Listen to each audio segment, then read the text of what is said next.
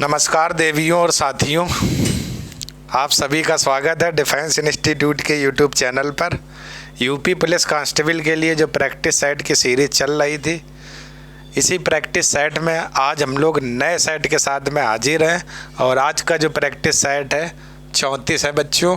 और उससे पहले उम्मीद करते होंगे कि आप सभी लोग स्वस्थ होंगे, मस्त होंगे, अच्छे से अपनी पढ़ाई कर रहे होंगे। ठीक है, तो सबसे पहले जो आज आपका क्वेश्चन है बच्चों, वो रहेगा प्रैक्टिस सेट में। देखते हैं कौन सा सब्जेक्ट है। सबसे पहले सामान्य ज्ञान है बच्चों, यानी जीएस। तो जीएस के कैसे कैसे क्वेश्चन आए हुए हैं, इन सभी क्वेश्चनों पर हम लोग बच्चों क्या चर्चा करेंगे। तो सबसे पहला क्वेश्चन है, निम्नलिखित में से किस वैज्ञानिक ने वर्ण लेखन या क्रोमाटोग्राफी की खोज की थी? स्वेट ने, सीबोर्ग ने, ओस्टवाल्ड ने या सेठ जैप ने? तो आप लोग बताएं, निम्नलिखित में से किस वैज्ञानिक ने वर्ण लेखन की खोज की थी? तो आप लोग जल्दी से बताएं। वर्ण लेखन, यानी वर्ण लेखन का मतलब ये होता है मिश्रण जो आपके नहीं होते हैं, मिश्रण। तो उन मिश्रणों को अलग अलग करने की विधि हमारी क्या कहलाती है? क्रोमेटोग्राफी कहलाती है। ठीक है, तो इस विधि की खोज किसने की थी? स्वेट ने की थी। स्वेट ने। तो ए का ए आंसर था आपका, स्वेट ने। क्लियर है? तो ए का हमारा क्या था? ए हमारा करेक्ट आंसर था।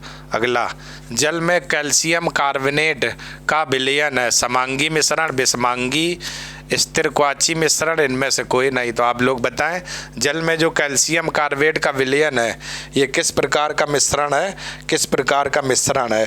ठीक है, तो आप लोग बताएं 2 का आंसर क्या हो जाएगा? जल्दी से बताएं, 2 का आंसर क्या हो जाएगा? तो बात करूं तो 2 का आंसर क्या हो जाएगा? बी। ये जल में हमारा कैसा है?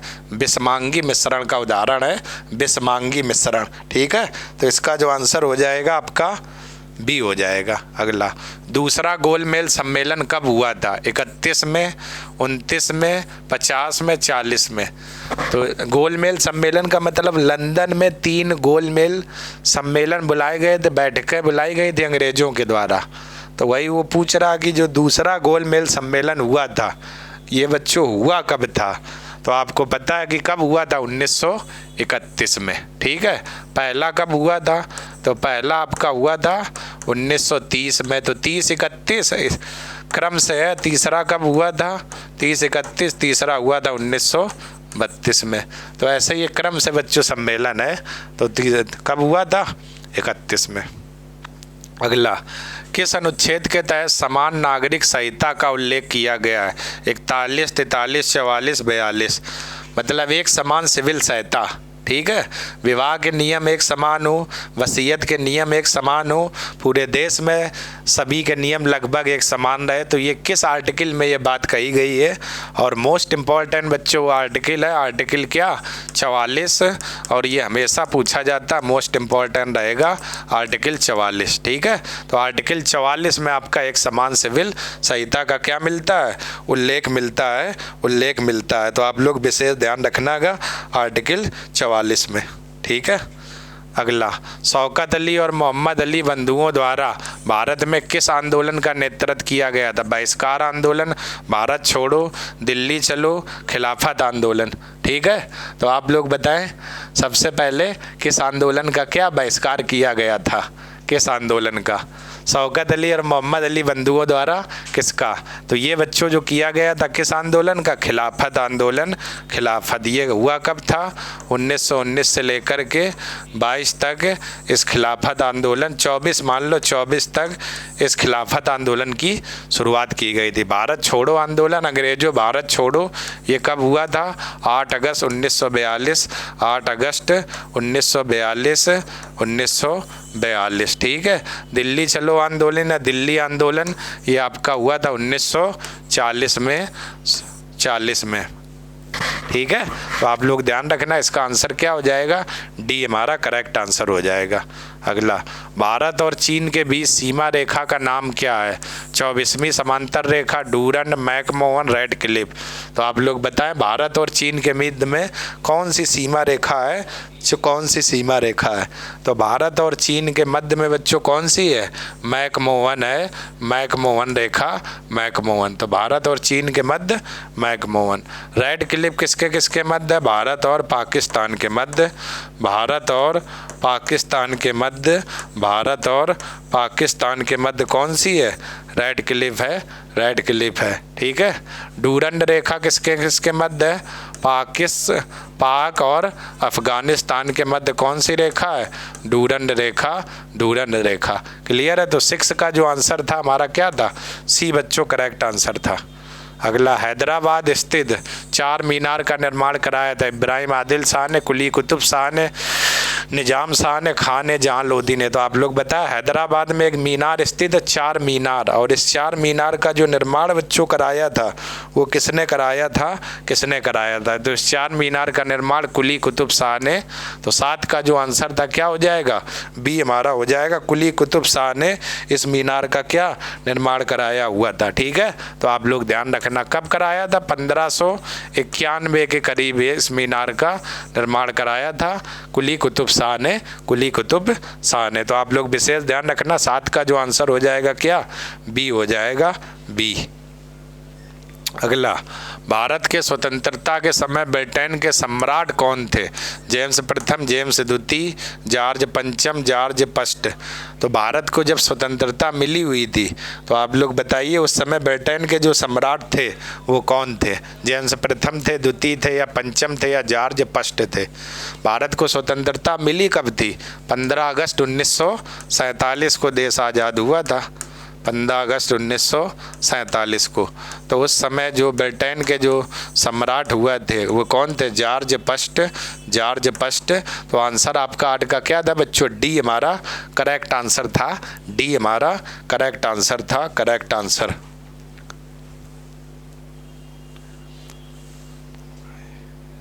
अगला, भारत में सर्वप्रथम जजिया कर लागू करने वाला शासक कौन था? गैर मुसलमानों से लिया जाने वाले कर को हम लोग क्या जजिया कर कहते थे। तो ये पूछ रहा कि इस जजिया कर को सबसे पहले किसने लागू किया था? मोहम्मद बिन कासिम ने, कुतुबुद्दीन ऐबक ने, फिरोज शाह तुगलक ने, और सिकंदर शाह लोधी ने। ठीक है। तो आपको बता दूं कि सबसे पहले जजिया कर की शुरुआत मोहम्मद बिन कासिम ने की थी, और एक युद्ध हुआ था रावर का युद्ध, रावर का युद्ध, रावर का युद्ध। इसी युद्ध के बाद से ही 712 में गैर मुसलमानों से लिया जाने वाला कर कौन था? जजिया कर था। और इसकी शुरुआत सबसे पहले किसने की थी? मोहम्मद बिन कासिम ने, मोहम्मद बिन कासिम ने। और इसको ख़त्म किसने किया था? तो उत्तर मुग़ल काल में एक शासक था मोहम्मद शाह रंगीला, उसके द्वारा बच्चों इस जजिया कर को हमेशा के लिए क्या कर दिया गया था? समाप्त कर दिया गया था, समाप्त कर दिया गया था। अगला, प्रायद्वीपीय भारत की सबसे ऊंची चोटी कौन है? उडगमंडल, अनायमुडी, डोडा बेटा, महाबलेश्वर। ठीक है। प्रायद्वीपीय मतलब दक्षिण भारत की सबसे ऊंची चोटी कौन है? तो उडगमंडल या ऊटी, ये आपकी कहाँ पर है? तमिलनाडु में है। उडगमंडल या ऊटी हमारा कहाँ है? तमिलनाडु में है, तमिलनाडु। ठीक है। कहाँ पर है? तमिलनाडु। अनायमुडी की बात करूँ तो अनायमुडी कहाँ है? केरल में है। डोडा बेटा की बात करूँ तो ये कहाँ है? तमिल में है, तमिल। महाबलेश्वर की बात करूँ तो ये कहाँ है? महाराष्ट्र में है। तो दक्षिण भारत की सबसे ऊंची चोटी कौन है? अनायमुडी, बी इसका आंसर करेक्ट था। इसकी जो ऊंचाई है अनायमुडी की 2697 मीटर है। दक्षिण भारत या प्रायद्वीपीय भारत की सबसे ऊंची चोटी है कहाँ पर? केरल में ये चोटी है। तो 10 का आंसर क्या था? बी आपका करेक्ट आंसर था। श्वेत क्रांति का संबंध अंडा उत्पादन से दूध, गेहूँ और मछली। तो आप लोग बताएं श्वेत जो क्रांति है इस क्रांति का संबंध किससे है? किससे है? श्वेत क्रांति। ठीक है। तो इस क्रांति की अगर बात करूं तो श्वेत क्रांति का जो संबंध हमारा है दूध उत्पादन से है, दूध उत्पादन से। और इस श्वेत क्रांति के लिए कौन सा ऑपरेशन चलाया गया था? ऑपरेशन फ्लड चलाया गया था, operation flood.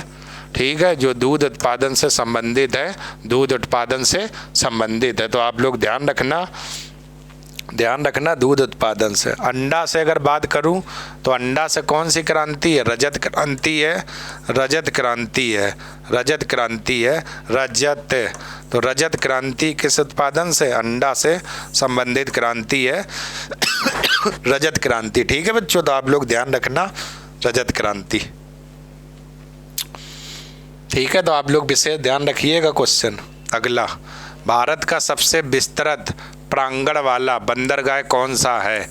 Cochin, Chennai, Visakhapatnam, Mumbai port. ठीक है, लैंग्वेज को बस चेंजमेंट किया हुआ है। सवाल ये पूछ रहा कि भारत का सबसे विस्तृत प्रांगण वाला बंदरगाह कौन सा है। ठीक है, तो ये सवाल पूछा गया है। तो क्या कोचीन है कि चेन्नई है कि विशाखापट्टनम की मुंबई पोर्ट? विशाखापट्टनम आपको पता है सबसे गहरा बंदरगाह है आंध्र प्रदेश में। मुंबई सबसे व्यस्त है, चेन्नई पुराना है, और कोचीन की बात करूं जो कोरल में है। ये प्रांगण आपका बंदरगाह कौन सा हो जाएगा? कोचीन। तो 12 का जो आंसर था क्या हो जाएगा बच्चों? ए करेक्ट आंसर था, ए करेक्ट आपका आंसर था। ठीक है, तो आप लोग ध्यान रखना, ए करेक्ट आंसर था। अगला बात करूं, राष्ट्रीय मतदाता दिवस मनाया जाता है 15 जनवरी को, 25 जनवरी को, 15 फरवरी को, 25 फरवरी को। तो मैंने आपको बच्चों दिवस की सीट दी थी और उसी दिवस में भी ये क्वेश्चन बच्चों कई बार रखा गया, राष्ट्रीय मतदाता दिवस मनाया कब जाता है, और रिपीटेड क्वेश्चन है और बहुत बार बच्चों ये आ चुका है। तो ये कब मनाया जाता है? 25 जनवरी को, 25 जनवरी को। ठीक है, तो इसका जो आंसर हो जाएगा क्या हो जाएगा? बी हमारा करेक्ट हो जाएगा, बी। ठीक है, अगला, सिकंदर के हमले के समय उत्तर भारत पर निम्नलिखित में से राजवंशों में से किस एक का शासक था? नंद, मौर्य, शुंग और कर्ण वंश। तो जब सिकंदर ने भारत में, उत्तर भारत में हमला किया हुआ था, तो वो पूछ रहा उस समय किस वंश का शासक था सिकंदर के हमले के समय। तो आपको पता है कि उस समय जब सिकंदर ने हमला किया हुआ था कौन था? नंद वंश था। नंद वंश की स्थापना किसने की थी? महापद्म नंद ने। महापद्म नंद ने नंद वंश की क्या की थी? स्थापना की थी। तो नंद वंश आपका करेक्ट आंसर था। तो 14 का क्या हो जाएगा? ए आपका हो जाएगा, ए आपका हो जाएगा। तो आप लोग ध्यान रखिएगा, 14 का जो आंसर हो जाएगा वो हमारा क्या? ए बिल्कुल करेक्ट आंसर हो जाएगा। अगला, कंबोडिया के किस शासक ने प्रसिद्ध अंकोर वाट का मंदिर बनवाया था? अनंत वर्मन, सूर्यवर्मन द्वितीय, चंद्रवर्मन। ठीक है, तो अंकोर वाट का मंदिर बच्चों ये कंबोडिया में आपका स्थित है, और पूछ वो रहा है इस कंबोडिया के मंदिर को बनवाया किसने था? ठीक है, तो ये बच्चों बनवाया था किसने? सूर्यवर्मन द्वितीय ने, सूर्यवर्मन द्वितीय ने। ठीक है कहाँ पर? कंबोडिया में है। और एक बच्चों मंदिर और पूछता है, बोरोबुदुर मंदिर, बोरोबुदुर मंदिर, ये बच्चों कहाँ पर है? इंडोनेशिया में है। ये और सवाल आपका आ सकता है, इंडोनेशिया। तो बोरोबुदुर का मंदिर आपका कहाँ पर है? इंडोनेशिया में। तो आप लोग ध्यान रखना, ये बच्चों सवाल पूछा जा सकता है, आपसे पूछा जा सकता है।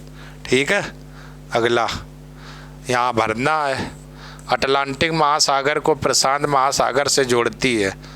सुएज नहर, पनामा नहर, पाक स्टेट या बॉस जल संधि। ठीक है, तो 16 का आप लोग बताएं जो अटलांटिक महासागर को प्रशांत महासागर से जोड़ती है, अटलांटिक महासागर को प्रशांत महासागर से, तो वो नहर कौन सी है? ठीक है, तो वो आपकी कौन सी नहर है? पनामा नहर है।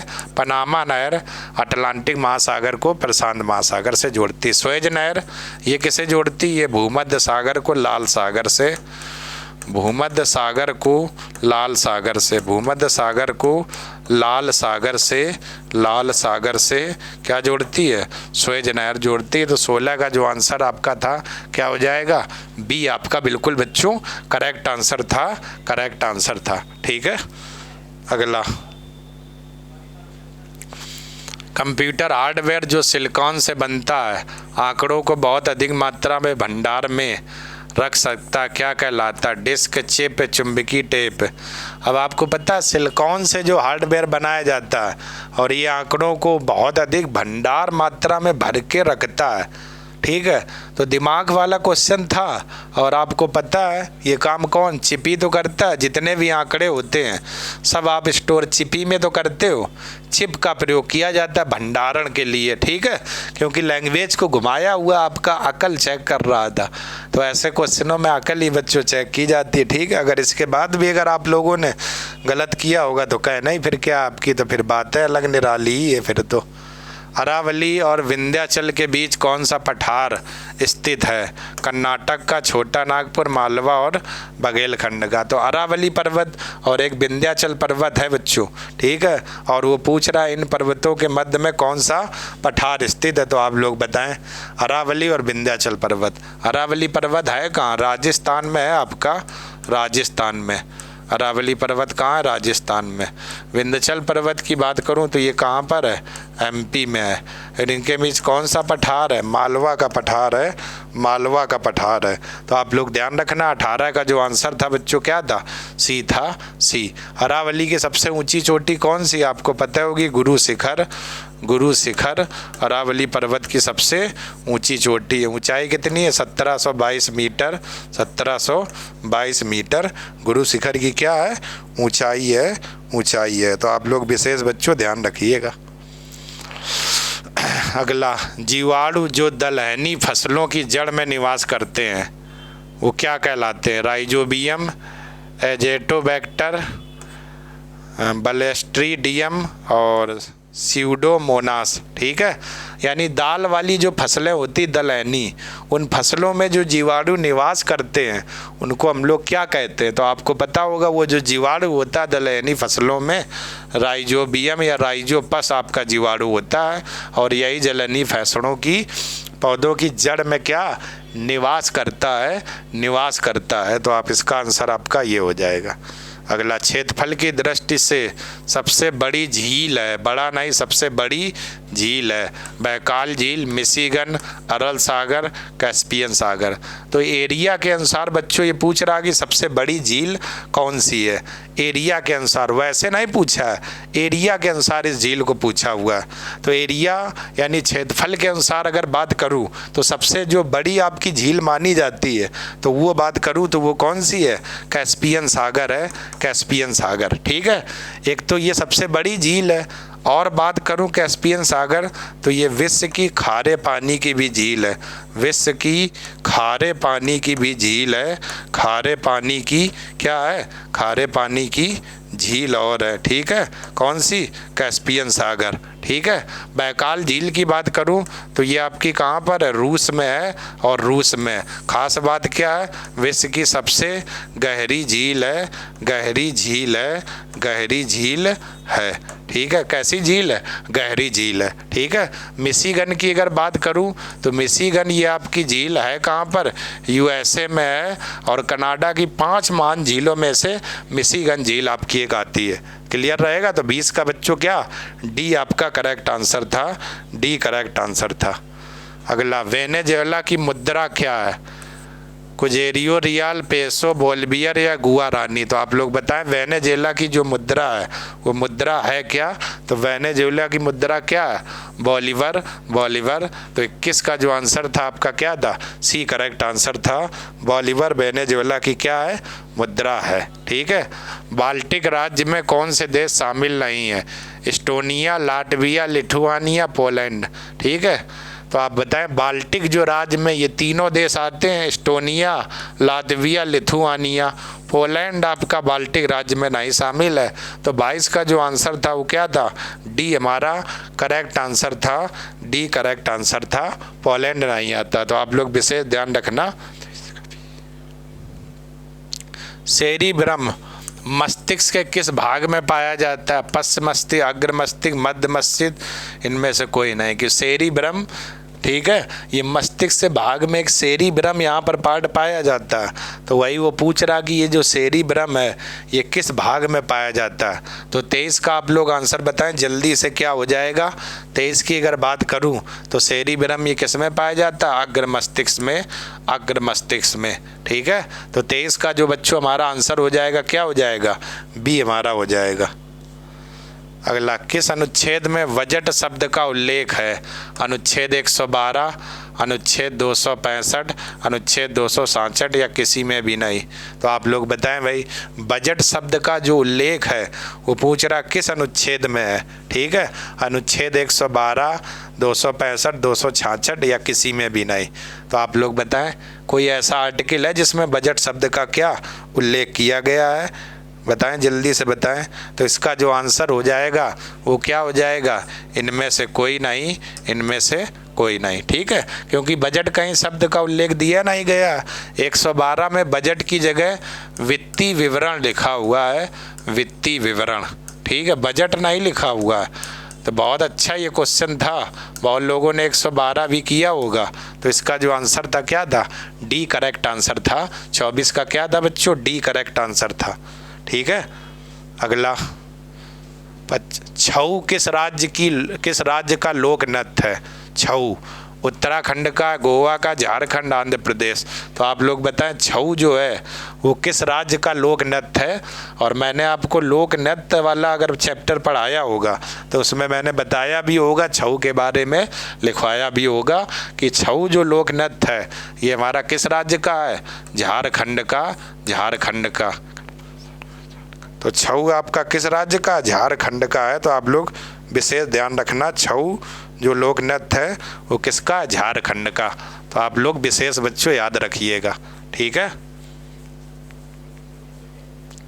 अगला, भारत में हरित क्रांति की शुरुआत कब हुई थी। 1950, 51, 66, 67, 70, 71 और 74, 75। तो आप लोग जल्दी से आंसर दें, भारत में हरित क्रांति की शुरुआत कब हुई थी, भारत में हरित क्रांति की शुरुआत कब हुई थी। जल्दी से आप लोग आंसर दें अपने अपने भाई, भारत में हरित क्रांति की शुरुआत कब से मानी जाती है, कब से मानी जाती है। ठीक है, तो जल्दी से आप लोग आंसर बताएं, भारत में हरित क्रांति की शुरुआत कब से मानी जाती है। तो इसका बच्चों हम लोग बात करूं तो भारत में जो हरित क्रांति की शुरुआत हुई थी वो 1966-67 में हुई थी। हरित क्रांति किसके उत्पादन के लिए की गई थी, गेहूं, और गेहूं के साथ साथ चावल। ठीक है, भारत में हरित क्रांति का जनक कौन थे, एम.एस. स्वामीनाथन, एम.एस. स्वामीनाथन, एम.एस. स्वामीनाथन भारत में हरित क्रांति के क्या थे, जनक थे एम.एस. स्वामीनाथन। विश्व में अगर बात करूं, विश्व में हरित क्रांति की शुरुआत तो 1960 में कहाँ पर हुई थी, मैक्सिको में हुई थी। मैक्सिको में विश्व में हरित क्रांति की शुरुआत 1960 में मैक्सिको में बच्चों की गई थी। तो आप लोग ध्यान रखिए, 26 का जो आंसर था वो हमारा क्या था, बी हमारा बिल्कुल करेक्ट आंसर था। ठीक है, 27 की बच्चों अगर हम लोग बात करूं तो त्रिपुरी संकट की समाप्ति के बाद कांग्रेस का अध्यक्ष किसे चुना गया था। तो त्रिपुरा में कांग्रेस का अधिवेशन हुआ था और जब ये संकट हो चुका था तो उस समय पूछ रहा कि कांग्रेस का अध्यक्ष किसे चुना गया था। जवाहरलाल नेहरू थे, पट्टाभी सीतारमैया, राजेंद्र प्रसाद या सरदार वल्लभ भाई पटेल। तो मैंने आपको सुभाष चंद्र बोस वाले चैप्टर में बच्चों पढ़ाया जरूर होगा कि त्रिपुरी अधिवेशन में कांग्रेस का जो अध्यक्ष बनाया गया था बाद में कौन बने थे, doctor Rajendra Prasad, doctor Rajendra Prasad, doctor Rajendra Prasad. ठीक है, ओबरा ताप विद्युत गृह को कोयला प्राप्त होता है सिंगरौली से, झांसी से, बांदा से, फतेहगढ़ से। तो ओबरा ताप विद्युत गृह को कोयले की प्राप्ति बच्चों ये कहाँ से होती है। तो आपको पता है कोयले के लिए उत्तर प्रदेश का कौन सा क्षेत्र प्रसिद्ध है, तो सिंगरौली है। सिंगरौली कहाँ पर है, सोनभद्र में है। तो इसका जो आंसर आपका हो जाएगा वो बच्चों क्या हो जाएगा, ए करेक्ट आंसर हो जाएगा। ओबरा ताप विद्युत गृह को कोयला कहाँ से प्राप्त होता है, सिंगरौली क्षेत्र से। तो आपका जो आंसर हो जाएगा क्या, ए करेक्ट आंसर हो जाएगा। अगला, उत्तर प्रदेश में मिड डे मील कार्यक्रम की शुरुआत कब की गई, 85, 90, 97, 95। तो मिड डे मील कार्यक्रम की शुरुआत बच्चों कब की गई थी, 15 अगस्त 1995, 15 अगस्त 1995। उद्देश्य क्या था, बच्चों के लिए स्वादिष्ट और अच्छा भोजन उपलब्ध कराना। तो सॉरी बच्चों, अगला बात करूं, मानव विकास सूचकांक प्रतिवर्ष किस संस्था द्वारा जारी किया जाता है, EP, UNDP, IUCN, B और C दोनों। तो आप लोग बताएं, मानव विकास एक इंडेक्स यानी सूचकांक है, तो वो पूछ रहा है ये जो सूचकांक है ये किस संस्था के द्वारा जारी किया जाता है। तो मानव विकास सूचकांक की बात करूं तो ये UNDP के द्वारा जारी किया जाता है। तो 30 का जो आंसर था वो क्या था, बी हमारा करेक्ट आंसर था। मानव विकास सूचकांक UNDP के द्वारा जारी किया जाता है। ठीक है, तो आप लोग ध्यान रख रहे हैं कि बच्चों बहुत ज़बरदस्त क्वेश्चन है ये। स्वीडन की संसद का नाम क्या है, रिक्सडाउन मजलिस ड्यूमा कोर्टस। तो आप लोग बताएं स्वीडन की जो संसद है उसका बच्चों नाम क्या है, स्वीडन की संसद का नाम क्या है, रिक्सडाउन मजलिस ड्यूमा या कोर्टस। तो स्वीडन की संसद की अगर बात करूं तो इसकी स्वीडन की संसद का जो बच्चों नाम है वो आपका क्या है, रिक्सडॉग। तो 31 का जो आंसर हो जाएगा क्या, ए हमारा करेक्ट आंसर था। तो स्वीडन की जो संसद है उसका नाम हमारा बच्चों क्या था, रिक्सडॉग है। ठीक है, तो आप लोग विशेष ध्यान रखिएगा। अगला, भारतीय अमेरिकी लेखक श्याम सरन द्वारा लिखित पुस्तक की पहचान करें। How India sees the world, ladies coupe, the winding vine, the village by the sea. तो भारतीय अमेरिकी लेखक है, अमेरिका के रहने वाले होंगे, ये भारतीय हैं, अमेरिका में लिखते हैं। तो श्याम सरन शर्मा ये पूछ रहा है इनके द्वारा पुस्तक कौन सी लिखी गई है। तो बच्चों आप लोग बताएं 32 का जो आंसर होगा वो क्या हो जाएगा। तो श्याम सरन शर्मा के द्वारा how India sees the world यानी क्या कौन सी लिखी गई, how India sees the world. तो 32 का जो आंसर था वो क्या हो जाएगा, ए हो जाएगा। ठीक है, अगला, क्रिकेट के पिच की लंबाई क्या होती है, 20.75 मीटर, 20.12 मीटर, 18.25 मीटर, 19.18 मीटर। तो क्रिकेट की जो पिच होती है, आप लोग नहीं पैरों से 21 कदम गिनते हो, ठीक है, 21 कदम गिन के आ गए। तो क्रिकेट के पिच की लंबाई कितनी होती है, 20.12 मीटर, 20.12 मीटर। क्लियर है, तो क्रिकेट पिच की लंबाई क्या है, 20.12 मीटर। 33 का जो आंसर था वो क्या था, बी हमारा करेक्ट आंसर था। क्लियर है, अगला, भारतीय रेलवे ने हरित पर्यावरण के लिए किस वर्ष तक शुद्ध शून्य कार्बन उत्सर्जन हासिल करने का लक्ष्य रखा गया। ये बच्चों रिपीटेड क्वेश्चन है। शून्य कार्बन का उत्सर्जन हो जाएगा, पर्यावरण में एक भी कार्बन का उत्सर्जन नहीं होगा। तो ये बच्चों जो लक्ष्य रखा गया है कब, 2030 तक। तो 2030 तक, तो यानी 34 का जो हमारा आंसर था वो क्या था, बी हमारा बच्चों बिल्कुल करेक्ट आंसर था। अगला, दादा साहब फाल्के अंतर्राष्ट्रीय फिल्म महोत्सव पुरस्कार 2023 में बेस्ट फिल्म पुरस्कार किसे मिला हुआ, Brahmastra part 1 Shiva, the Kashmir files, Gandhi Godse एक युद्ध या दृश्यम 2।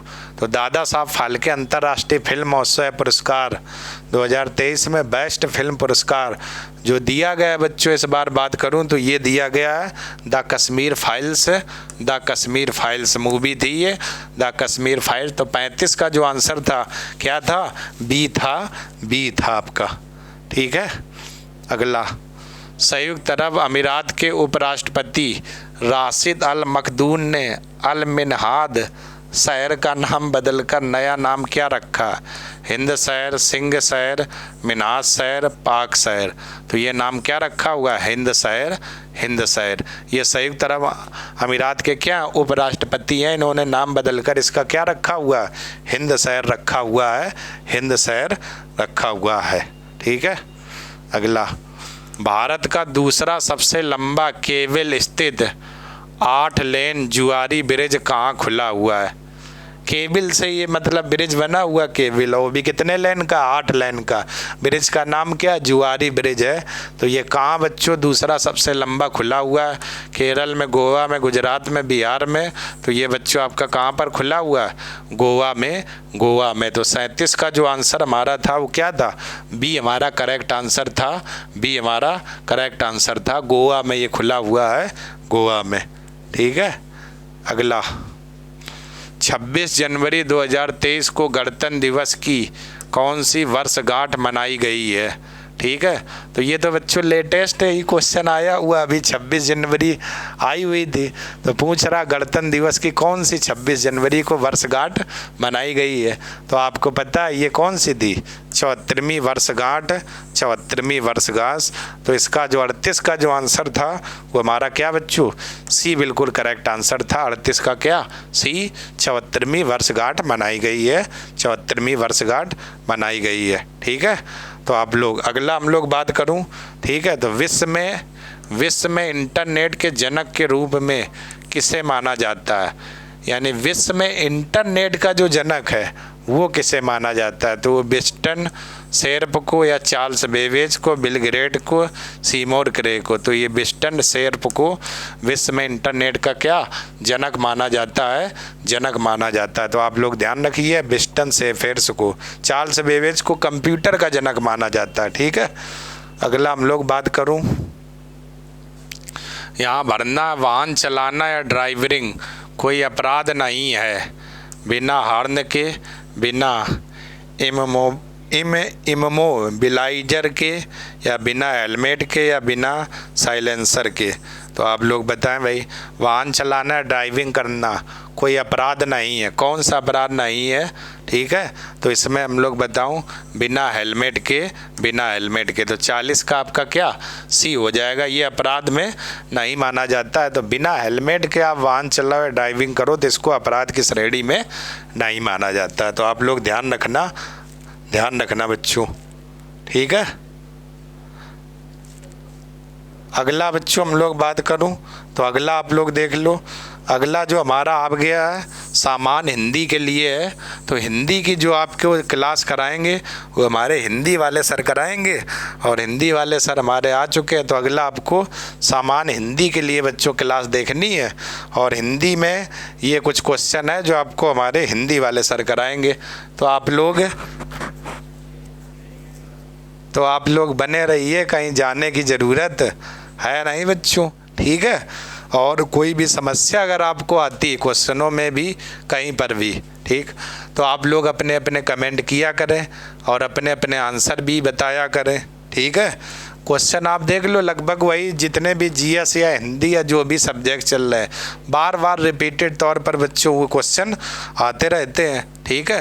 तो अब आप लोग समझ ही गए होंगे कि आपको क्या करना है। और आप ये भी देख लो, अभी तक 34 सेट हो चुके हैं, 3-4 लगभग के 34 सेट। ठीक है। और इन 34 सेट में अगर आप लोगों ने गौर किया होगा तो आप लोगों ने एक बात गौर की होगी, 1 से लेकर 34 सेट आप लोग लगा चुके हो यूपी पुलिस के लिए। तो आप लोगों ने अगर गौर किया होगा तो देखा होगा कि बार बार अब वो समय एक ऐसा आ चुका है आपका, ठीक है, चाहे जीएस हो और चाहे हिंदी हो। और इन 34 में मैंने खुद सॉल्व कराया और आपने भी अनुभव किया होगा कि अब वो समय आ चुका है कि बार बार आपके क्वेश्चन वही रिपीटेड आने लगे हैं। इसलिए अब आप लोग इसमें इंटरेस्ट नहीं लेते हो, क्योंकि आप भी सोचते हो अब क्या वही बार बार आ रहा। ठीक है। तो यही चीज़ें बच्चों आपको पकड़नी, किस टॉपिक से ज़्यादा आता है। और जिस दिन आप लोग ये सीख गए हमें क्या पढ़ना है क्या छोड़ना है, कोई भी सिलेक्शन आपका रोक नहीं सकता। अब ऐसे जीएस बहुत होती, मुझे थोड़ा ना पता आप कौन सी चीज़ें रट रहे हो, या हो सकता है ऐसी भी चीज़ें रट रहे हो जो कभी भी एग्जाम में आई नहीं है। ठीक है बच्चों। तो चलिए आप लोग बने रहिए, आगे हिंदी की क्लास आपकी शुरू होने वाली है। ठीक है बच्चों, सर हमारे आ गए तो आप लोग हिंदी का लुत्फ उठाएं।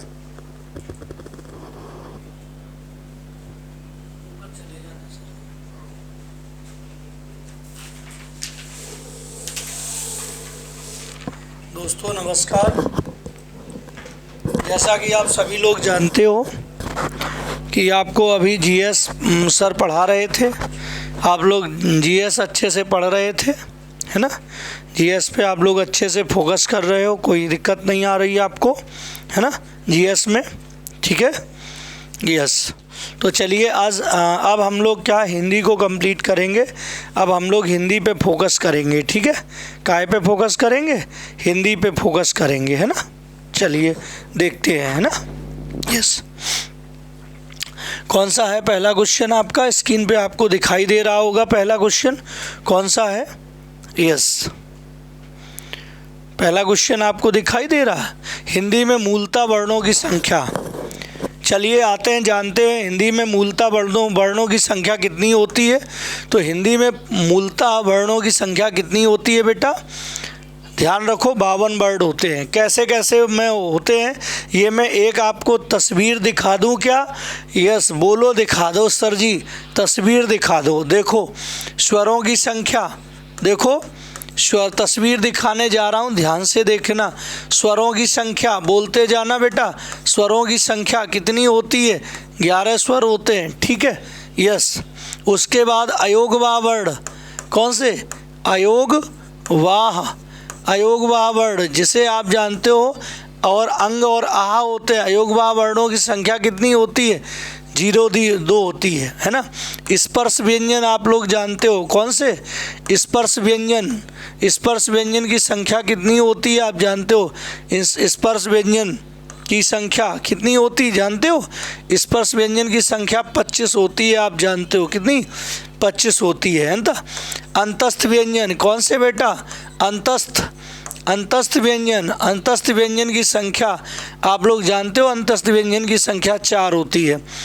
आप लोग जानते हो ऊष्म व्यंजन आपके, कौन से? ऊष्म व्यंजन की संख्या आप लोग जानते हो कितने होते हैं? 4 ऊष्म व्यंजन होते हैं, सा। उसके बाद संयुक्त व्यंजन, कौन से? संयुक्त व्यंजन आपके, संयुक्त व्यंजन की संख्या जानते हो कितनी होती है? 4 होते हैं, छत्रज्ञा और स्रा। उसके बाद आप जानते हो दुगुण व्यंजन, कौन से? आप कहते हो दुगुण के कह देते हो, इन्हें आप ताड़न जात व्यंजन, इन्हें आप संकर वर्ण, कौन से? इन्हें आप संकर वर्ण, इन्हें आप उत्क्षिप्त भी कहते हो, उत्क्षिप्त व्यंजन भी कहते हो। क्या कहते हो? उत्क्षिप्त व्यंजन। इनकी संख्या कितनी है? इनकी संख्या 0-2 है। टोटल संख्या कर लो कितनी होती है? 11, 1, 2, 3, 5, 8, 4, 12, 4, 16, 4, 20, 2, 22 की 2 वहाँ से लगी, 2, 2, 1, 3, 3, 2, 5। कितने हो गए कुल वर्ण? कुल वर्ण कितने हो गए? कुल वर्ण आपके 52 हो गए। कुल वर्ण कितने हो गए? कुल वर्ण आपके जो है वो 52 वर्ण हो गए। कौन से? 52 हो गए। इस तरह से आपके 52 होते हैं। आपको मैंने एकदम गिनती बढ़िया से अच्छे से बताई कि कितने वर्ण हैं आपके? 52 वर्ण हैं आपके। कितने? 52। हिंदी में मूलतः वर्णों की संख्या कितनी है? 52 है। वो आपको मैंने एक तस्वीर दिखा दी। 11 स्वर जोड़ लो, 2 अयोगवाह जोड़ लो, स्पर्श व्यंजन, अंतस्थ व्यंजन, ऊष्म व्यंजन, संयुक्त व्यंजन और उत्क्षिप्त और दुगुण व्यंजन, इनको टोटल मिला के 52 वर्ड होते हैं। ठीक है बेटा। तावर का उच्चारण स्थान मुंह के किस भाग से होता है? तो कचट तप याद रखो, हमेशा याद रखा करो कचट तप। क्या याद रखा करो? हमेशा कचट तप। कावर का उच्चारण स्थान आप जानते हो कंठ। चावर का उच्चारण स्थान आप जानते हो तालु। और टावर का उच्चारण स्थान आप जानते हो क्या? मूर्धा। और तावर का आप जानते हो उच्चारण स्थान दंत। और पावर का आप जानते हो क्या होता है? ओष्ठ होता है। क्या होता है? ओष्ठ। अब उन्होंने कहा तावर्ग। तावर्ग कौन सा है? ये तावर का उच्चारण स्थान दंत। तो आपका आंसर क्या है? दंत। कचट तप याद रखा करो बेटा, हमेशा याद रखा करो कचट तप, याद रखा करो कचट तप, बस। ठीक है, हाँ ऐसे। अगला, घर पर गंगा आना। घर पर गंगा आना। गंगा जी जो है वो चलकर आपके कहाँ आ गई? घर आ गई। इसका मतलब है कि आपको उनके पास नहीं जाना पड़ा, आपको गंगा जी नहाने नहीं जाना पड़ा। गंगा जी जो है वो खुद आपके घर पर चलकर आ गई। इसका मतलब है कि बिना परिश्रम के काम सिद्ध होना, मन में पवित्रता आना ना भाई, अनथक श्रम से कम सिद्ध होना ना।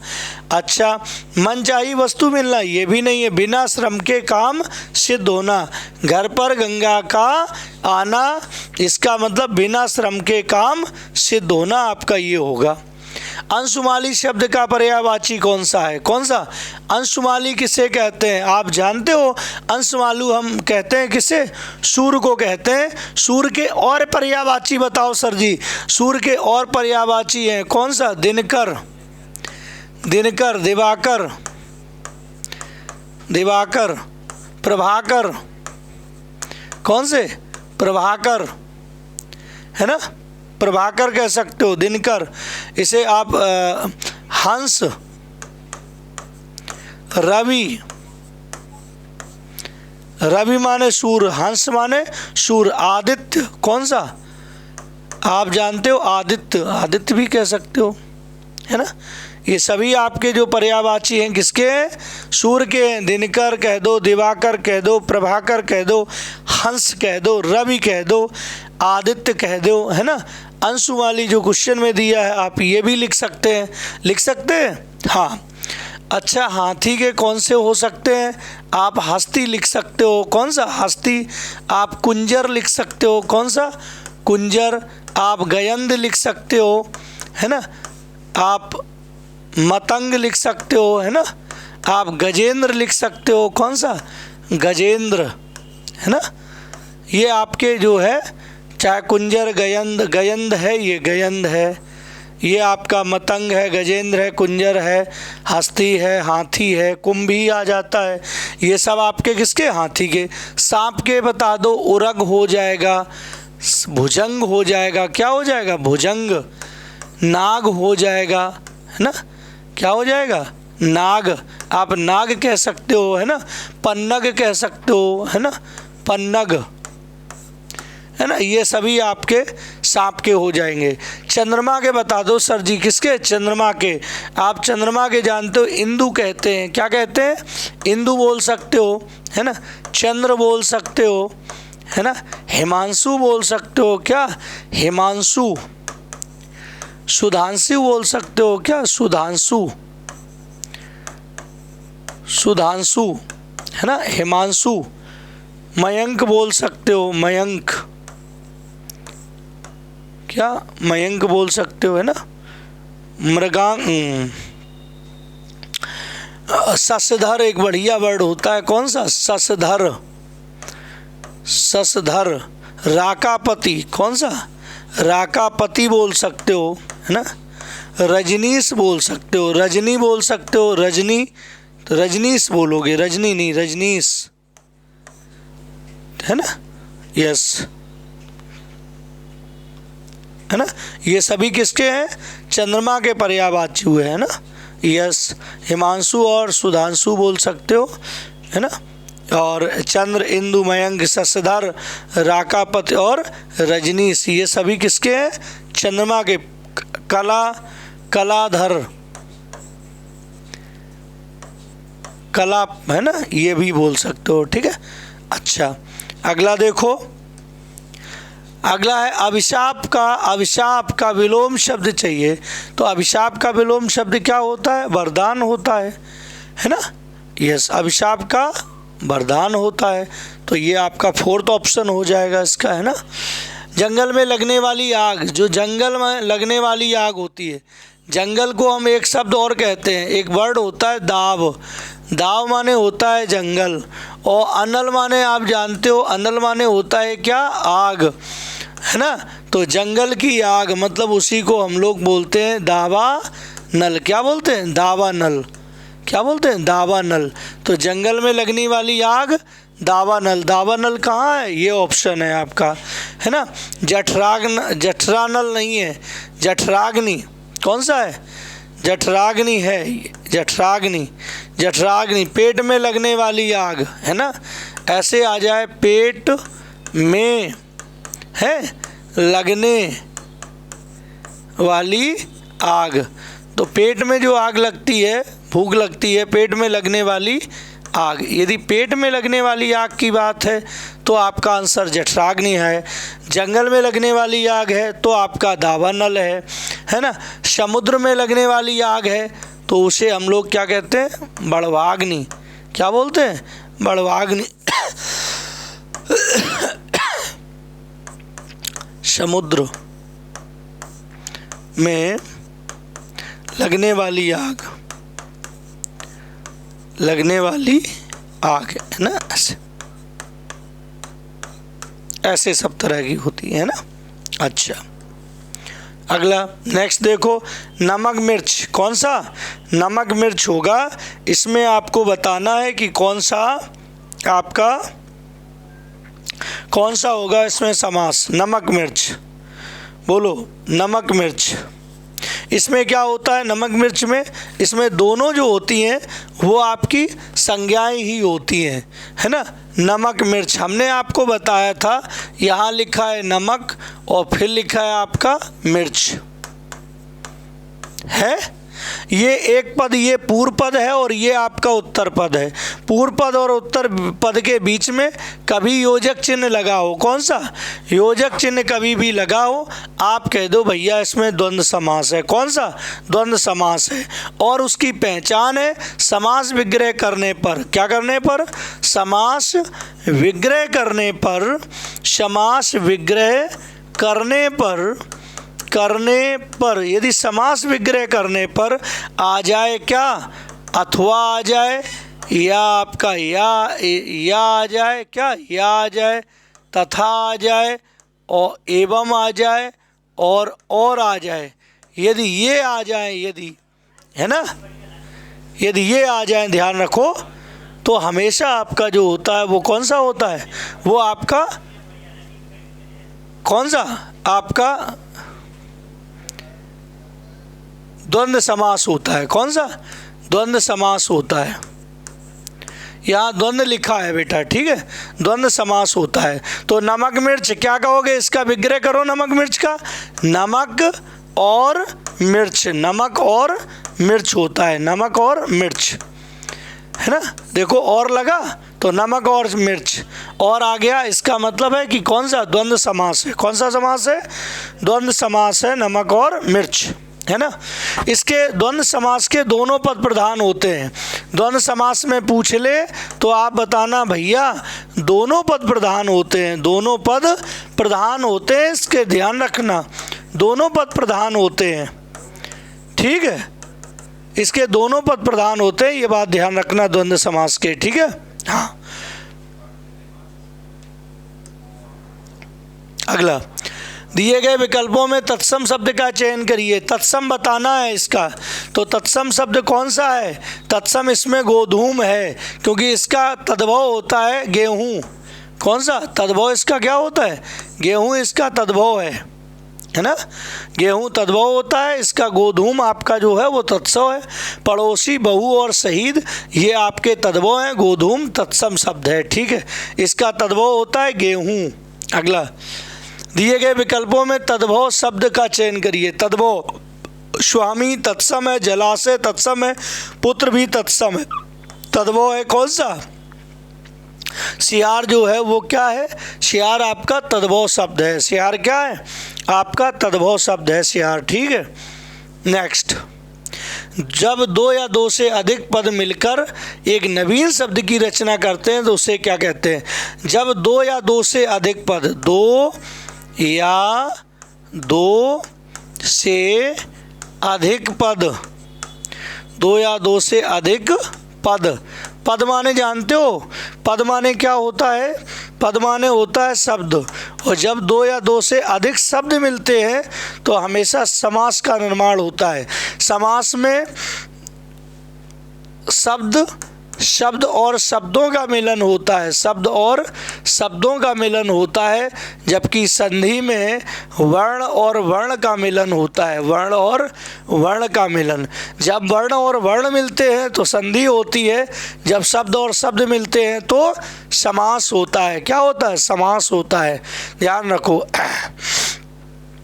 उसे हम क्या कहते हैं? समास कहते हैं। कौन से दीर्घ स्वर से हिंदी में, कौन से दीर्घ स्वर हिंदी में नहीं है? कौन से दीर्घ स्वर हिंदी में नहीं है? ये तो आपका है, और ये आपका ऊ भी है, ऊ भी है आपका, ऋरी भी है, ये भी है, लेकिन ये आपके जो है कौन से दीर्घ स्वर हिंदी में नहीं है? तो ल आपके ये हिंदी में आपका नहीं है ना। अगला, निम्नलिखित में कौन सा रूढ़ शब्द है ना? कौन सा रूढ़ शब्द है? रूढ़ शब्द वो शब्द होता है, रूढ़ शब्द वो शब्द होता है जो किसी भी शब्द से मिलकर नहीं बना होता है, अपने आप में अकेला होता है। यौगिक और योग रूढ़ शब्द ऐसे शब्द होते हैं जो कहीं ना कहीं दो शब्दों से मिलकर बनते हैं। जो दो शब्दों से मिलकर बनते हैं उन्हें यौगिक और योग रूढ़ शब्द कहते हैं। जबकि जो आपका जो रूढ़ शब्द होता है वो हमेशा अकेला होता है, कभी किसी शब्द से मिलकर नहीं बनता है। ये शब्द सब मिलकर बने हैं। दया सागर, पंकज, पंक में जन्म लेने वाला, है ना। विद्यालय, विद्याधन आलय। तो ये आपके जो है, जैसे पंकज जो है ये आपका ऐसे बना है पंक धन जा, है ना। अर्थात कीचड़ में जन्म लेने वाला, अर्थात कीचड़ में जन्म लेने वाला, कीचड़ में जन्म लेने वाला। और कीचड़ में जन्म लेने वाला कौन है? लेने वाला कौन? कमल। तो इसमें एक तीसरा पद प्रधान होता है, तीसरा पद बनता है। जाके जहाँ तीसरा पद बनता है वहाँ आप ध्यान रखो वो योग रूढ़ शब्द होते हैं। कौन से? वो योग रूढ़ शब्द होते हैं। तो पंकज आपका योग रूढ़ है। विद्यालय, विद्या और फिर धन आलय, विद्या धन आलय बराबर विद्यालय। इसमें भी दो शब्द जुड़ रहे हैं, ये यौगिक शब्द है और जल में कोई भी शब्द नहीं जुड़ा है, इसीलिए आपका ये जो है कौन सा, ये आपका रूढ़ शब्द है। कौन सा है? रूढ़ शब्द है। ठीक है। दयासागर ये भी आपका यौगिक शब्द है ना। अगला देखो, अघोष वर्ण निम्नांकित में कौन है? अघोष वर्ण आपको जानना हो, ध्यान रखो आपके वर्ग आपको याद होना चाहिए। अघोष, फिर आपका अघोष होता है, फिर आपका अघोष और फिर सघोष, सघोष और सघोष और सघोष। कितनी बार सघोष होता है हमने बताया? 3 बार सघोष होता है और 1 बार अघोष होता है। तो ये आपका का आ गया, ये आपका अघोष, खा आ गया, ये आपका अघोष, ये गा आ गया, सघोष, घा आ गया, सघोष और इंगा आ गया तो सघोष। पहले दूसरे वर्ग जो होते हैं वो आपके अघोष अघोष, तीसरे चौथे और पांचवें जो होते हैं वो आपके सघोष सघोष होते हैं। कौन से? सघोष सघोष होते हैं। तो आपको याद ही है का खा गा। अघोष वर्ण बताइए तो का आपका देखो अघोष में आ गया, तो ये अघोष है आपका, है ना। इस तरह से आपको करना था। निम्नांकित में कौन वर्ण घोष है? घोष हमने पीछे के 3 बताए, ये पीछे के 3 देख लो। कौन सा? पीछे के 3 ये वाले जो होते हैं ये कैसे होते हैं? ये सघोष होते हैं पीछे के 3। अब पूछा कौन सा वाला गया है? निम्नांकित में से कौन सा? आप गा रखा है, का खा अघोष अघोष, गा का खा गा, गा आपका सघोष हो जाएगा। घोष, घोष और सघोष एक ही बात होती है बेटा, घोष कह दो और चाहे उसे कह दो क्या, सघोष कह दो। ठीक है, हाँ ये एक ही बात है, घोष सघोष। ठीक, तो आपका ये हो गया। अगला देखो नेक्स्ट, 4 संधि विच्छेद दिए गए, उचित विकल्प का चयन कीजिए। कौन सा इसमें सही उचित है? बालेंदु, है ना, बालेंदु। तो इसका देखो बालेंदु का है बाल धन इंदु। अब यहाँ बालेंद्र पढ़ रहा है, यहाँ पे आपका, यहाँ आपका बाल धन इंदु, तो बालेंदु है ना। तो ये कैसे बालेंदु का संधि विच्छेद कैसे करोगे? बाल और धन इंदु करोगे। क्या करोगे? बाल धन इंदु। यहाँ आपका आ रहा है, यहाँ पे आपका ई, ये आपका जो है वो आपका ए फैमिली और प्लस आपका आ रहा है बी फैमिली। ए और बी फैमिली के लोग मिल रहे हैं। कौन सी संधि बनती है आपको पता है? गुण संधि का निर्माण होता है। कौन सी संधि? गुण संधि का निर्माण होता है बेटा। तो बाल धन इंदु, कौन सा? बाल धन इंदु। 4th ऑप्शन सही है, बाल धन इंदु। कौन सा? चौथा ऑप्शन आपका सही है ना। यस, गुण संधि का उदाहरण है। कौन सी? गुण संधि का उदाहरण है। अगला बिम्बोस्ट, बिम्बोस्ट है ना। हाँ देखो ये किसका बनेगा? बिंब, बिंब धन ओष्ठ, बिंब धन ओष्ठ। यहाँ कौन सा बन रहा है, ये आपका आ बन रहा है, ये आपका क्या बन रहा है, ये आपका ओ बन रहा है। ये ए फैमिली है और ये आपकी सी फैमिली। ए और सी फैमिली यदि जुड़ते हैं, आपको बताया था वृद्धि संधि, कौन सी वृद्धि संधि होगी, जहाँ ए और सी फैमिली मिलेंगे। वृद्धि संधि का उदाहरण होगा बिंब धन ओष्ठ। तो बिंब धन ओष्ठ किस में है, ए ऑप्शन में है। कौन सा, ए ऑप्शन आपका सही है, बिंब धन ओष्ठ, है ना। हाँ, संधियों के कितने प्रकार होते हैं, संधियाँ 3 प्रकार की होती हैं। कौन सी, 3 प्रकार की, आपकी स्वर संधि, विसर्ग संधि और विसर्ग संधि और व्यंजन संधि। कौन सी, व्यंजन, स्वर, व्यंजन और विसर्ग। तो ये हो जाएगा स्वर संधि में वृद्धि संधि का भेद है बिंब धन ओष्ठ, है ना। अगला देखो, नीचे दिए गए चारों विकल्पों में से एक सही विकल्प का चयन करें। स्वाभाविक गलत है, स्वाभाविक, स्वाभाविक, स्वाभाविक जो होता है जिसे आप प्राकृतिक कहते हो, नेचुरल कहते हो, स्वाभाविक, तो इसकी वर्तनी जो है ये शुद्ध है। कौन सी, स्वाभाविक होता है, ठीक है। अगला देखो, नीचे दिए गए 4 विकल्पों में से एक सही विकल्प का चयन करें। कौन सा है, सुपड़खा, सुपड़खा, सुपड़खा, सूरपड़खा, सुपरलखा होता है। तो आपका 4th ऑप्शन जो है वो सही है। कौन सा आपका, इसमें ध्यान रखना, इसमें तालब सा होता है। कौन सा, इसमें तालब सा होता है। हाँ, सुपड़खा का अर्थ होता है जिसके नाखून सूप के समय हो, जिसके नाखून सूप के समान हो, इसे कहते हो जिसके नाखून जो होते हैं, नाखून सूप के समान हो, सूप के समान हो, जिसके नाखून जो है सूप के समान हो, उसे हम लोग क्या बोलते हैं, उसे हम लोग सुपड़खा बोलते हैं, ठीक है। इसमें कौन सा सा होता है, इसमें होता है आपका तालब सा। कौन सा, तालब सा होता है। इसको ऐसे लिखना है आपका सूरपड़खा। ये नखा आप समझ लो, सूरपड़खा, सुपर नखा होता है, ये खा होता है यहाँ पे, ठीक। अगला नेक्स्ट देखो, स्त्रियों जैसा, जो स्त्रियों जैसा होता है उसको हम लोग क्या बोलते हैं, स्त्रीण बोलते हैं। जो स्त्रियों जैसा होता है उसको हम लोग स्त्रीण बोलते हैं, ठीक है। यद्यपि मोहन धनी है तथापि बहुत दुखी है, वाक्य है। यद्यपि मोहन धनी है फिर भी वह कैसा है, दुखी है। तो ये कैसा वाक्य होगा, यहाँ पे यद्यपि लगा है, यहाँ पे तथापि लगा है, 2 वाक्य जुड़ रहे हैं। तो आपके, तो इसमें कौन सा होगा, ये आपका मिश्र वाक्य का उदाहरण है। कौन से, मिश्र वाक्य का उदाहरण है ये आपका। जहर किस भाषा का शब्द है, तो जहर को आप जानते हो, जहर आपका फारसी भाषा का शब्द है। कौन सी, फारसी भाषा का शब्द है आपका, ठीक है।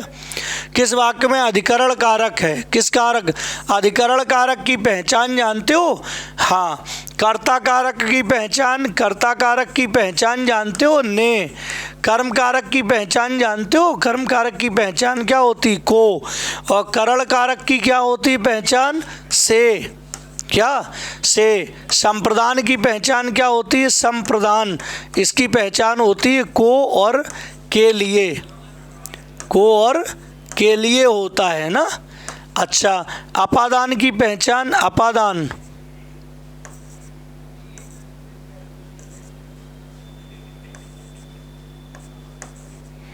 अपादान की जो पहचान होती है वो कौन सी है,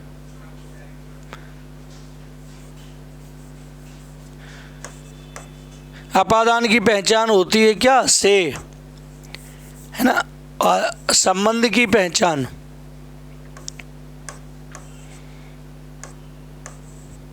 संबंध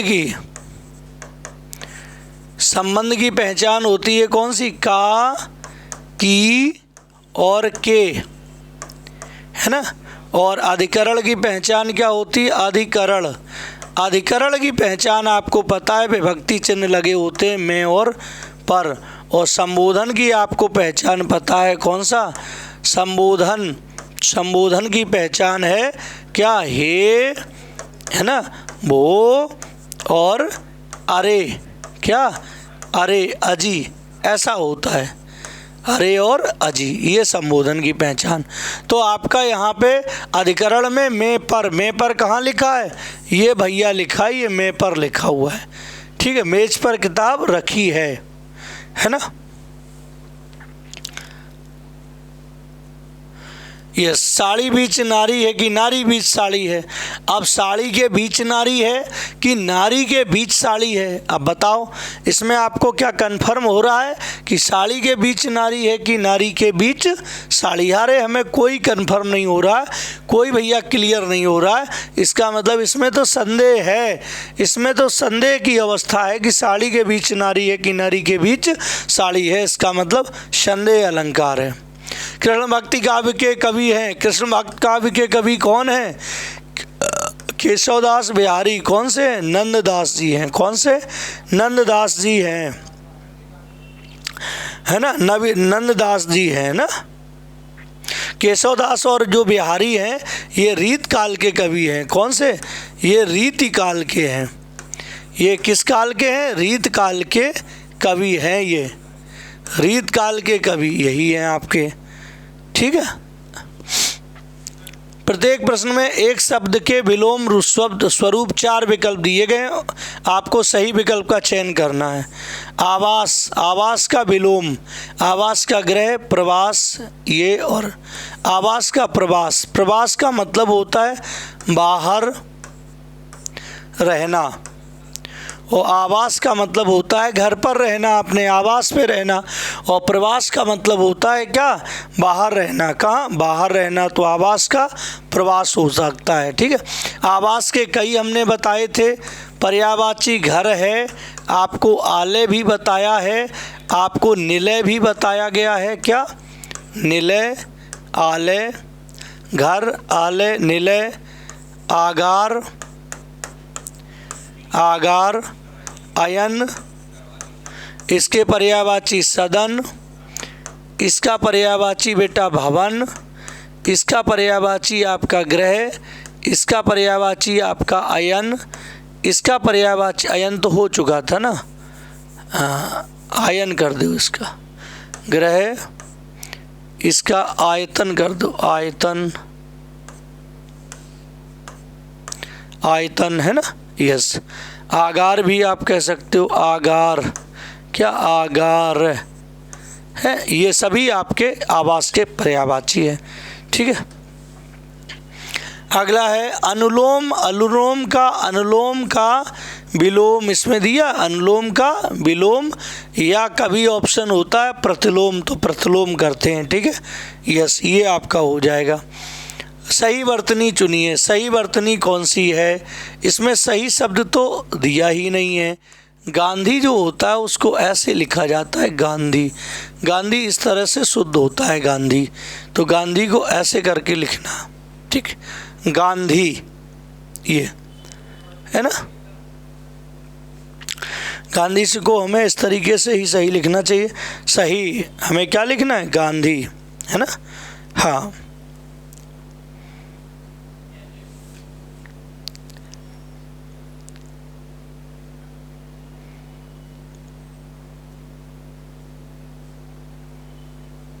सही वर्तनी, सही वर्तनी कौन सी? यही सही वर्तनी है, गांधी, ठीक। अगला, प्रश्नों में प्रयुक्त सही समास का लिखिए।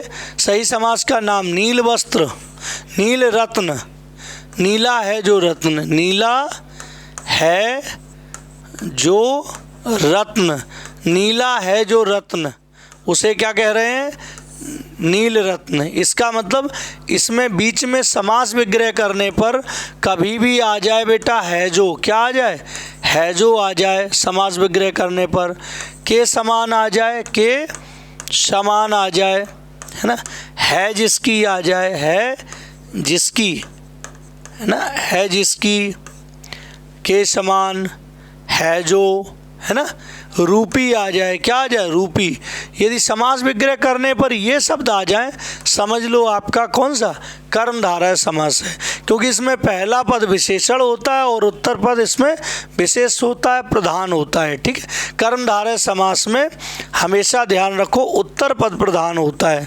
कौन सा? उत्तर पद जो होता है वो प्रधान होता है, प्रधान होता है और वही आपका विशेष होता है। ठीक है, विशेष होता है।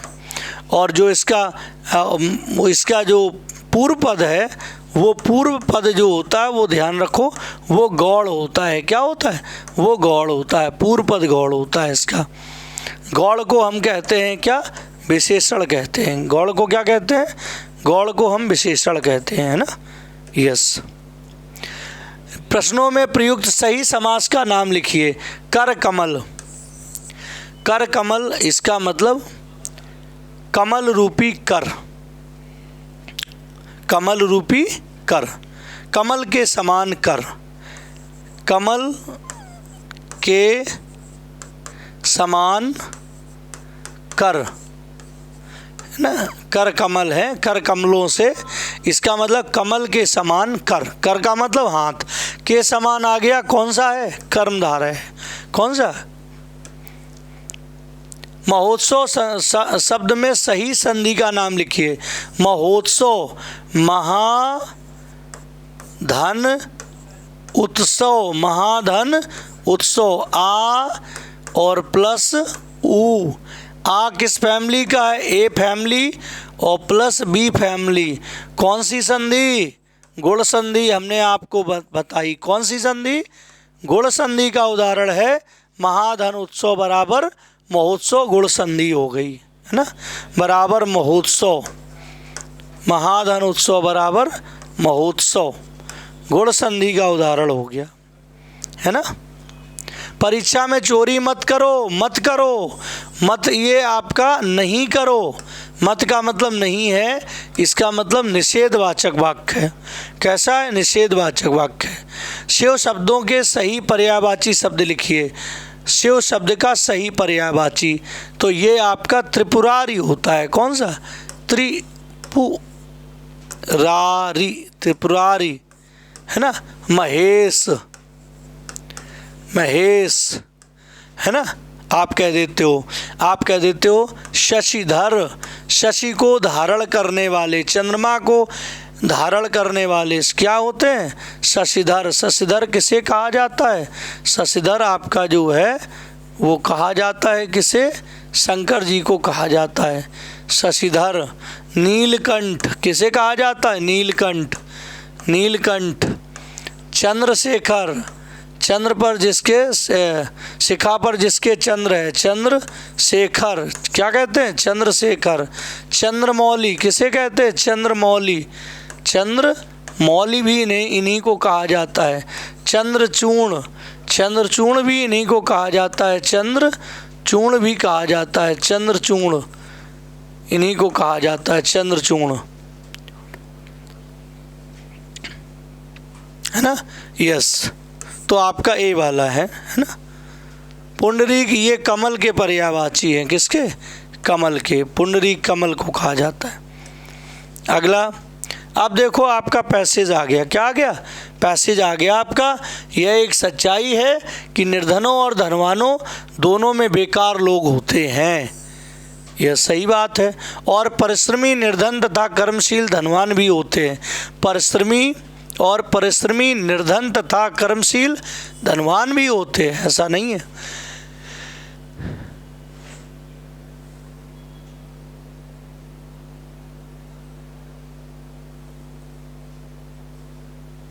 है ना। अधिक व्यस्त होते हैं और अनेक भिखारी इतने सुस्त होते हैं कि जैसे उन्हें 10,000 की वार्षिक आय हो।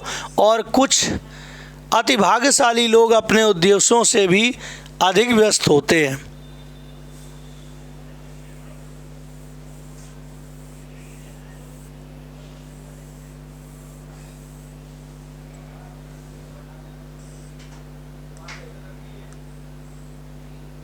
अधिक व्यस्त होते हैं और बाहर बेकार की बातों में कोई रुचि नहीं रखते, क्योंकि व्यस्त और बेकार लोगों के बीच अंतर समस्त पदों और परिस्थितियों के मनुष्यों में मानसिकता तथा अंतः प्रकृति से संबंध होता है।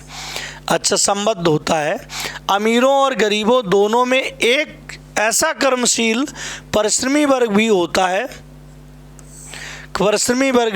है, जो निःशक्त और प्रसन्न होता है। दोनों में बेकार वर्ग भी होता है, जो निःशक्त दुखी रहता है। दोनों वर्गों में निकृष्टतर गलतफहमी उस दुर्भाग्यपूर्ण तथ्य से उत्पन्न होती है जब एक वर्ग के बुद्धिमान लोग आदतवश दूसरे वर्ग के मूर्खों के बारे में सोचने लगते हैं। यदि व्यस्त धनवान लोग अपने वर्ग के बेकार धनवान लोगों की निगरानी करें और उन्हें फटकारें तो उनमें सब ठीक चलता रहेगा। और यदि व्यस्त निर्धन बेकार निर्धनों पर ध्यान दें और उन्हें बुरा भला कहें तो उनमें सब ठीक ही चलता है। किंतु प्रायः सब एक दूसरे के दोषों को जांचते हैं। एक परिश्रमी संपन्न व्यक्ति बेकार भिखारी के प्रति आक्रोश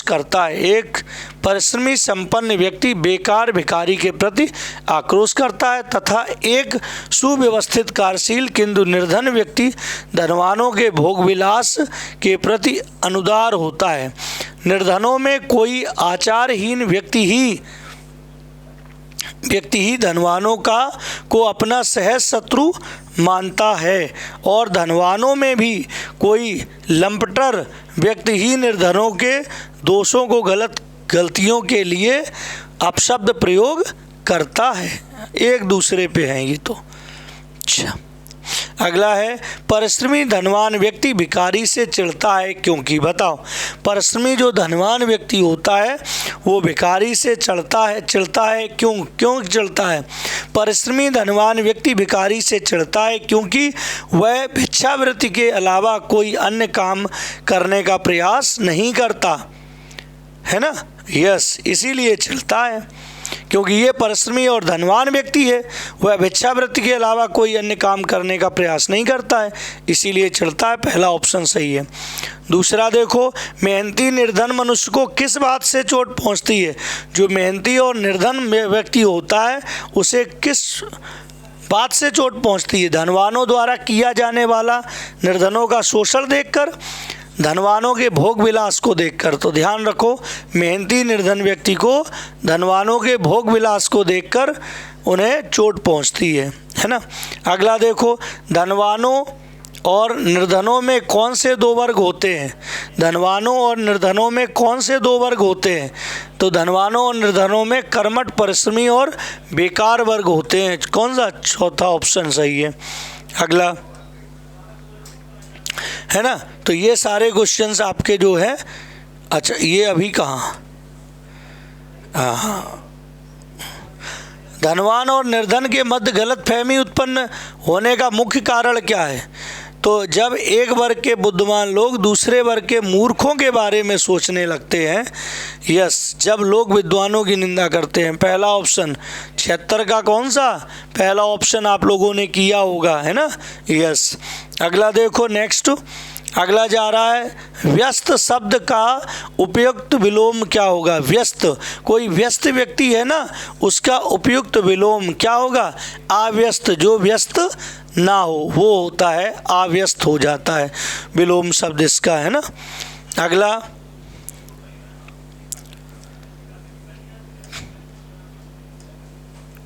है ना। तो ये सारे क्वेश्चंस जो हैं आपके, सारे क्वेश्चंस आपके कंप्लीट हो गए। और ठीक है, जय हिंद। आप लोग बने रहिएगा, बराबर देखते रहिएगा, है ना। इस तरह से आपकी क्लासेस जो हैं वो कंटिन्यू चलती रहेंगी, है ना। यस, आप लोग बने रहिएगा, ठीक है। थैंक यू, जय हिंद।